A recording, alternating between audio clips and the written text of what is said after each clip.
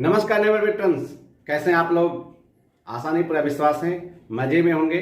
Corona काल का दूसरा दौर चल रहा है, आप अपना ध्यान रखिएगा। 2 गज की दूरी है मजबूरी, याद रखिएगा। और मुंह पर मास्क लगाना मत भूलिएगा।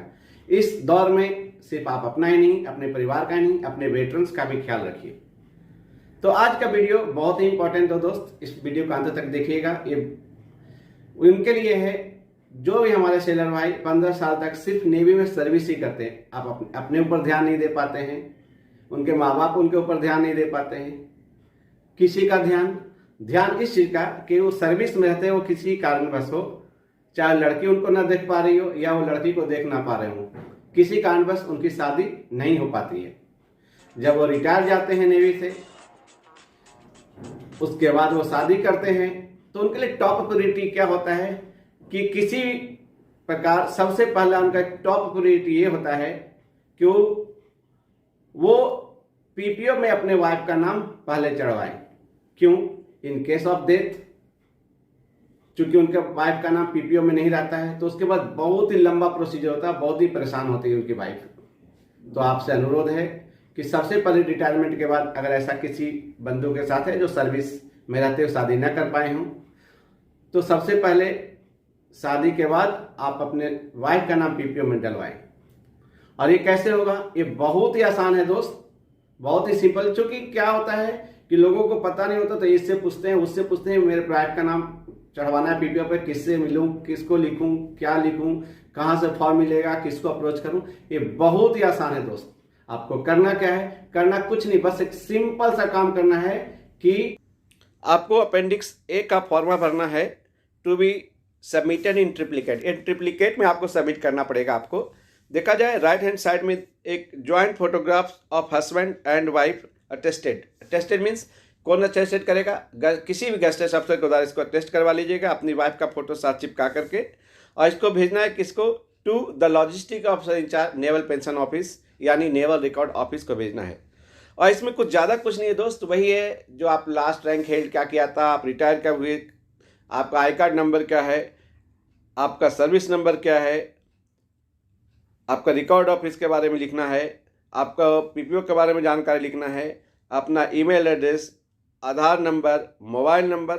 और 16 नंबर में देखा जाए तो आपको लिखा हुआ है कि आपके कौन कौन से फैमिली मेम्बर हैं जो पेंशन के एलिजिबल हैं। तो सबसे पहले चूँकि आपने शादी किया है तो आपका वाइफ ही सबसे पहले एलिजिबल हैं, तो नंबर 1 में लिखिएगा श्रीमती सो एंड सो, यानी वाइफ का नाम लिखिएगा।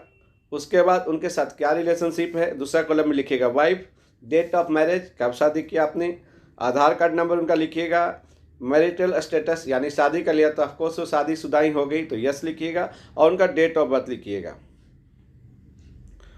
और 17 में लिखा हुआ है attested joint photographs of Shrimati so and so is pasted above, यानी कि जो आपने ऊपर जो बताया था फॉर्म के ऊपर राइट हैंड साइड में कि ज्वाइंट फोटोग्राफ्स है, उसको अटेस्टेड करवाना है।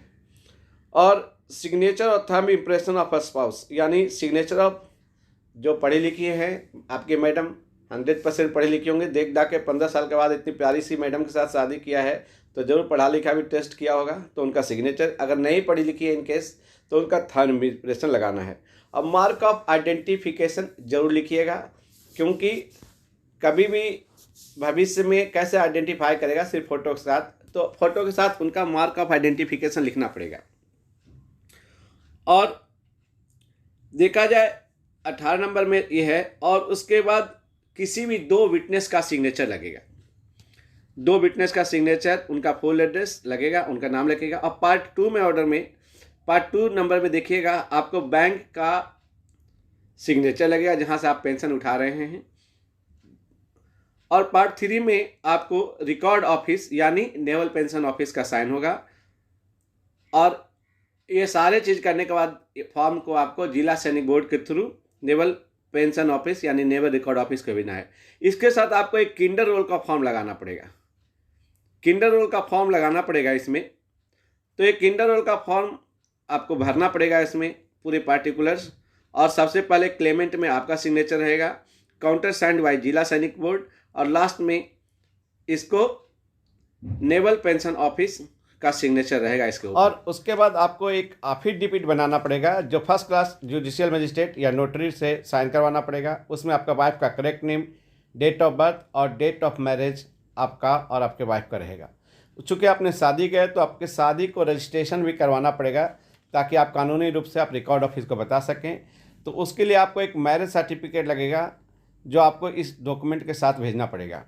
उसके साथ पैन कार्ड जो आपके पत्नी का होगा, आधार कार्ड आपके पत्नी का होगा, और इस दोनों पैन कार्ड और आधार कार्ड को गजटेड अफसर के द्वारा आपको साइन करवाना पड़ेगा, अटेस्टेशन कराना। उसके बाद आपको एक पीडीए पेंशन डिस्ट्रीब्यूटिंग अथॉरिटी यानी बैंक, डीपीडीओ, ट्रेजरी का, इन सभी का आपको फुल पोस्टल एड्रेस का आपको डिटेल्स देना पड़ेगा।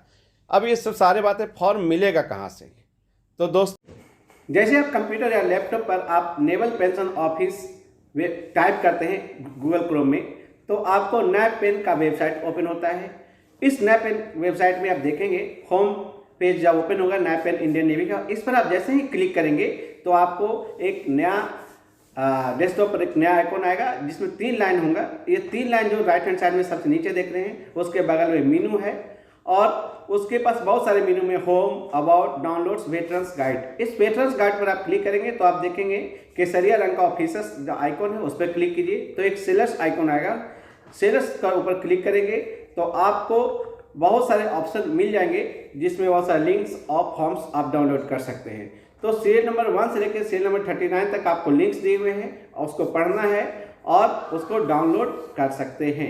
जैसे ही आप आगे जाएंगे तो सीरियल नंबर 20 जो joint notification for endorsement of wife details in corrigendum PPO post 86 retiree के लिए, जैसे आप इस लिंक के ऊपर आप क्लिक करेंगे तो आपको इस सारे फॉर्म जो बताया गया था किंडर रोल और जो अपेंडिक्स ए, ये सारे आपके कंप्यूटर या मोबाइल में डाउनलोड हो जाएंगे और आप आगे की कार्रवाई कर सकते हैं।